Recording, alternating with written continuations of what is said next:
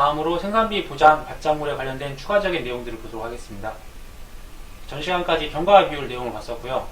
이제 피해율 산정하는 방법들이랑 조사 종류 및 조사 방법, 그리고 고추랑 배추 관련된 문제들을 보도록 하겠습니다. 피해율을 보기 위해 앞서서 전 시간에 봤던 보험금 부분에서 보시면 실질적으로 이 과목에 해당되는 고추, 메밀, 브로콜리, 배추, 무, 단호박, 파, 당근이 있는데요.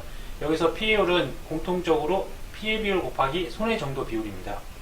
단 고추만 미경과 비율을 추가로 지급을 해서 고추 피해율만 피해 비율 곱하기 손해 정도 비율 곱하기 1 빼기 미보상 비율이라고 보시면 되세요. 본격적으로 피해율 산정에 관련된 내용을 보도록 하겠습니다. 먼저 여기서 피해율은 피해 비율 곱하기 손해 정도 비율이고요. 여기서 피해 비율은 피해 면적 나누기 재배 면적인데, 고추의 경우에는 이제 주수 단위로 하기 때문에 피해 주수 나누기 재배 주수라고 보시면 되시고요. 손해 정도 비율을 잘 구분하셔야 되는데, 문제에서 손해 정도를 말하는 건지 손해 정도 비율을 말하는 건지를 잘 구분하셔서 결국에는 손해 정도 비율을 구해서 이 값을 곱해서 피해율을 구하는 거기 때문에요. 결국은 손해 정도 비율을 찾으셔야 되는 겁니다. 여기서 손해 정도라는 거는 조사자가 주관적으로 판단한 수치라고 보시면 되세요. 예를 들어서 손해 정도가 10%다 하면 손해 정도 비율인 20%를 이제 적용해서 곱하셔야 되고요. 손해 정도가 50%였다 하면 50%인 해당되는 손해 정도 비율 60%를 구해서 곱해 줘야 된다는 내용들입니다. 다음으로 각 품목별 피해율 산정하는 부분을 보도록 하겠습니다. 먼저 고추의 경우 고추 피해율은 피해 비율 곱하기 손해 정도 비율 곱하기 1 빼기 미보상 비율입니다. 여기서 이제 피해 비율 같은 경우는 피해 면적 나누기 경작 면적일 거고요. 손해 정도 비율 같은 경우는 이러한 산식이 있는데, 이런 산식을 표로 통해서 보면 정상인 부분들은 피해가 0이기 때문에 곱하기 0이 되는 거고요. 20%형 피해 같은 경우는 곱하기 0.2를 하고 이 주수를 앞부분에 써야 되는 거죠. 40%형 피해 같은 경우는 곱하기 0.4를 하고 40%형 고추 주수인 10을 적용하는 거고요. 그리고 60%형 피해 같은 경우는 곱하기 0.6을 하고 이 60% 피해형인 10주를 여기다 쓰는 거겠죠. 역시나 80%나 100%형도 마찬가지로 계산을 해서 실질적으로 이 부분에 나와 있는 부분들, 정상부터 100% 피해까지의 합계를 나눠준다고 보시면 되세요. 그래서 이런 걸 산식으로 보면 손해 정도 비율은 20%형 피해니까 0.1을 10주, 40%형 피해니까 0.4를 10주, 60%형 피해는 0.6 곱하기 10주, 블라블라 해서 나누기를 전체 합계, 그러니까 정상까지 합친 합계가 100이니까 100으로 나눈 값인 0.3, 즉 30%의 손해 정도 비율입니다. 앞으로는 메밀 품목에 관련된 피해율 산정을 보도록 하겠습니다. 메밀의 피해율은 피해 면적 나누기 실경작 면적이고요. 여기서 메밀의 피해 면적은 도복으로 인한 피해 면적은 곱하기 70을 해주게 됩니다. 그리고 도복 이외의 피해율은 앞에서 보셨듯이 20%형은 곱하기 0.1을 해주고 40%는 0.4, 60%형은 0.6을 곱하고 80%는 0.8을 곱하고 100%형은 곱하기 1을 하게 됩니다. 관련된 예제 문제를 보시면요. 어떤 정상적인 부분이 있고 도복인 부분이 있는데, 이 도복의 부분에 대해서는 70%만 적용을 하고, 그리고 나머지 부분에 대해서는 20%는 0.2, 40%는 0.4, 60%는 0.6, 80%는 0.8, 100%는 곱하기 1을 한 수치를 더한 값을 서로 더해야겠죠. 더한 값의 전체 면적, 즉 실경작 면적이 200으로 나누는 거죠. 200으로 나누게 되면 0.325가 나와서 32.5%가 됩니다. 그리고 자기부담금은 잔존보험가입 금액의 3% 또는 5%라고 하고요. 다음으로 브로콜리에 관련된 내용을 보도록 하겠습니다. 브로콜리 피해율 같은 경우는 각 표본 구간의 손해 정도 비율 곱하기 각 해당 표본수를 한 합계를 전체 표본수의 합계로 나눠주는 건데, 특이하게 브로콜리 경우에는 손해 정도 비율이 기존의 20%형, 40%형, 60%형으로 이제 피해를 구분하던 거를 50%형으로 하나만 있고요. 그리고 80%형, 100%, 3개의 구간으로만 좀 나눠져 있다는 게 좀 특이점이고요. 그리고 실질적으로 이 구간에 전체 표본수의 합으로 나눠줘야 되는데, 그런 부분이 업무방법서에서 누락되어 있는 것 같습니다. 그래서 업무방법서가 개정되는 부분들을 봐야 될 것 같고요. 그리고 브로콜리의 자기부담금은 잔존보험가입 금액의 5%입니다. 그 마지막으로 배추, 무, 단호박, 파의 피해율 같은 경우는 피해 비율 곱하기 손해 정도 비율로, 피해 비율은 피해 면적 나누기 재배 면적입니다. 실제 기본적인 이제 손해 정도 비율을 구함에 있어서는 특이점은 없이 20%형, 40%형, 60%형, 80%형, 100%형의 어떠한 각 표본 구간의 피해구 곱하기 그런 수치라고 보시면 되세요. 그리고 저 전체 그거의 합계를 나누면 손해 정도 비율이 나옵니다. 이 부분에 있어서는 여기서는 자기 부담금을 사용하지 않고 자기 부담 비율을 사용하고 있습니다. 다음으로 생산비 보장 조사 종류 및 방법에 대한 내용을 보시면, 이 생산비 보장 조사 방법은 크게 세 가지 조사가 있습니다. 먼저 피해 사실 확인 조사가 있고요. 그리고 두 번째로 피해 사실 확인 조사를 통해서 생산비 보장 손해조사 또는 경작불능 손해조사를 하게 됩니다. 그래서 이 세 단계에 대해서 내용들을 보시면, 먼저 피해 사실 확인 조사의 경우에는 고추나 메밀은 제외가 됩니다. 그리고 브로콜리, 배추, 무, 단호박, 파만에 해당되는 거, 피해 사실 확인 조사는 고추, 메밀은 제외된다는 내용 기억하셔야 되고요. 그리고 이 피해 사실 확인 조사의 경우에는 사고가 접수된 농지는 모두 실시하게 되고, 시기는 사고 접수 직후에 실시하게 됩니다. 실질적인 조사하는 방법은 먼저 보상하는 재해로 인한 피해 여부를 이제 확인하고, 다음으로 추가 조사가 필요한 여부를 판단하게 됩니다. 그래서 여기서 해당되는 추가 조사는 앞부분에 말씀드렸던 생산비 보장 손해조사 또는 경작불능 손해조사를 하게 됩니다. 다음으로는 생산비 보장 손해조사에 대한 조사 방법을 보도록 하겠습니다. 먼저 보상하는 재해로 인한 피해 여부를 이제 확인해야 되겠죠. 두 번째로 일자조사를 하는데, 생산비 보장 방식 같은 경우에는 경과일수를 알아야 되기 때문에 그 일자조사가 중요합니다. 그래서 경과일수를 조사하기 위해서 일자조사를 꼭 해야 되고요. 다음으로 실제 경작 면적을 조사하고, 네 번째로 이제 피해 면적 조사를 하게 됩니다. 피해 면적 조사할 때 브로콜리는 제외하게 되는데, 브로콜리 같은 경우는 피해 면적 조사를 하지 않고 실제 경작 면적을 기준으로 조사를 하게 됩니다. 그래서 피해 면적 조사가 따로 하지 않고요. 마지막으로 손해 정도 비율 조사를 하는 과정을 거치는데, 이 부분에서 이제 일자 조사하는 부분들이랑 피해 면적 조사하는 부분들, 그다음에 손해 정도 비율 조사하는 그런 부분들이 중요하기 때문에 이런 부분들은 이제 별도로 내용을 보도록 하겠습니다. 다음으로는 일자 조사에 관련된 내용을 보도록 하겠습니다. 먼저 사고 일자를 확인해야 되는데요. 첫 번째로 가뭄과 같이 지속되는 재해의 경우에는 재해가 끝나는 날, 즉 가뭄 이후 첫 강우의 전날이라고 합니다. 이 녹색 부분인 1번인 부분이 가뭄이 지속되고 있다고 가정을 하게 되면, 이 가뭄이 끝나는 날, 이 녹색이 끝나는 날 또는 이 다음날 비가 내렸으면 이 비가 내리기 전날이 가뭄이 종료되는 날이라고 보시면 되는 거고요. 그리고 두 번째로는 재해가 끝나기 전에 조사가 이루어질 경우 조사가 이루어진 날을 사고일자를 한다. 이 기간이 가뭄인데 어떠한 일로 해서 조사를 이 중간에서 하게 되면 이 중간에 조사한 날짜가 사고일자가 된다는 거. 그리고 마지막으로 조사 이후 해당 재해로 추가 발생한 손해는 보상하지 않는다.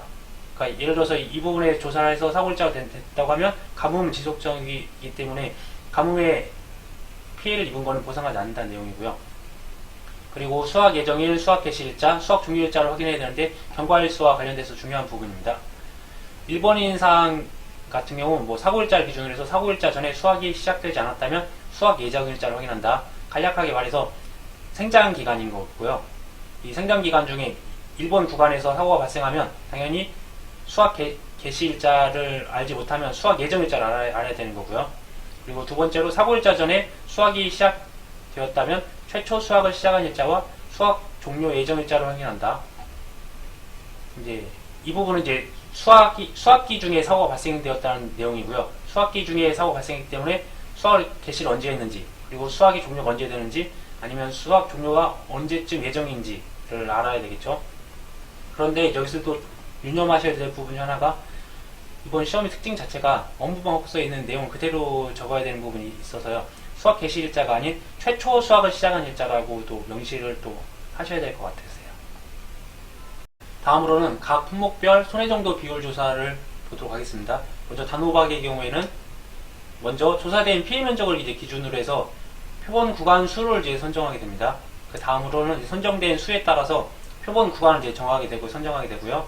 선정된 표본 구간에 따라서 그 안에 있는 작물 상태를 조사를 하고 손해 정도 비율표에 따라서 작성을 하게 됩니다.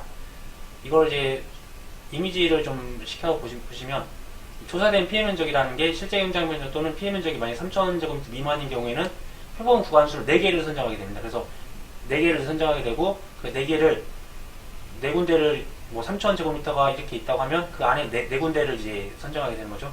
4군데를 찍어서 그 부분에 있는 작물 상태를 조사하는데, 이 작물 상태를 볼 때는 가로 길이, 세로 길이를 각 1m 곱하기 1m인 것들을 구획을 해야 되고요. 그리고 손해정도 비율표라고 하는 거는 이런 식으로 이제 작성을 하게 되는 거죠. 뭐 20% 피해, 40% 피해, 60% 피해, 80% 피해, 100% 피해, 뭐 그래서 합계를 내는 게 이런 손해정도 비율표라고 보시면 되세요. 다음으로 고추에 대한 손해정도 비율 조사를 보도록 하겠습니다. 앞부분에 보셨던 단호박과 내용은 똑같고요. 차이점 나는 부분들만 보시면 되세요. 먼저 조사된 피해 면적을 기준으로 해서 표본 일항수를 이제 선정하게 되고요. 이 산정된 수에 따라서 표본 일항을 이제 정하게 됩니다. 그리고 이 정해진 표본에 따라서 이 표본 일항의 작물 상태 조사를 하게 되는데 손해정도 비율표 하단과 같이 조사를 하게 되는데요. 특이한 점은 고추의 경우에만 미부상 비율을 조사한다. 여기서 이제 미부상 비율 중에 이제 포함되는 부분들이 이 미부상 비율을 이제 정상으로 분류하게 되는데요. 먼저 피해가 없거나 두 번째로 보상하는 재해 이외의 원인으로 피해가 발생한 작물 및 타작물이 정상으로 분류되는 부분이고요. 그 다음에 평가 제외가 되는 부분이 있습니다. 이제 기존에 조사를 했었을 때 100% 피해를 입어가지고 그 부분에 대해서 보험금이 다 지급이 됐죠. 그런데 지급이 된 후에 새로 또 그곳에 이제 정식을 한 작물들이 보장 대상과 무관한 작물이라고 보시면 되고요.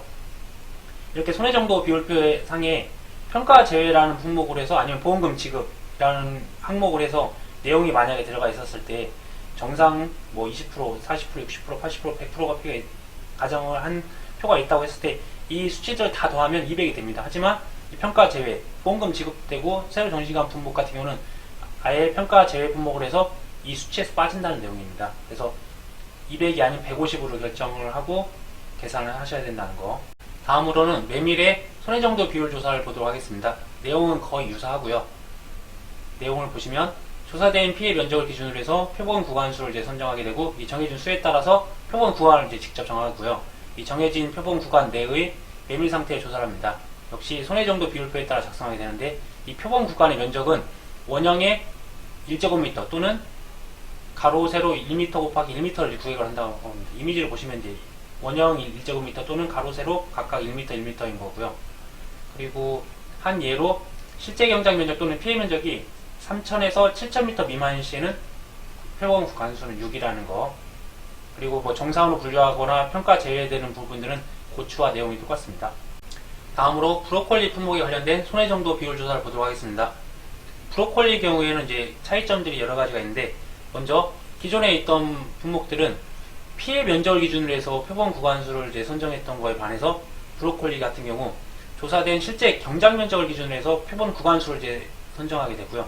이 구간 수가 이제 정해지면 그 수대로 표본 구간을 이제 정하게 됩니다. 이 정하는 방법들도 표본 구간을 수대로 등분을 하거나 그러니까 균등하게 등분하거나 일항을 연속해서 잡거나 또는 한 개, 두 개 일항씩 간격을 두고서 표본 구간을 선정한다고 합니다. 그리고 마지막으로 표본 구간 내 브로콜리 상태 조사를 하는데 역시나 손해정도 비율표에 따라서 작성을 하게 되는데 이 각 표본 구간 내 대각선으로 해서 엇갈리게 연속하는 10구의 손해정도 비율을 조사를 한다.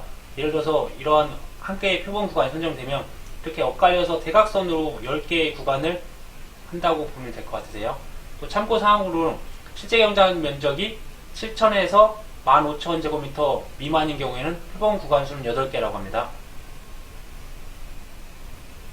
다음으로 배추, 무, 파 품목에 해당되는 손해정도 비율 조사를 보도록 하겠습니다.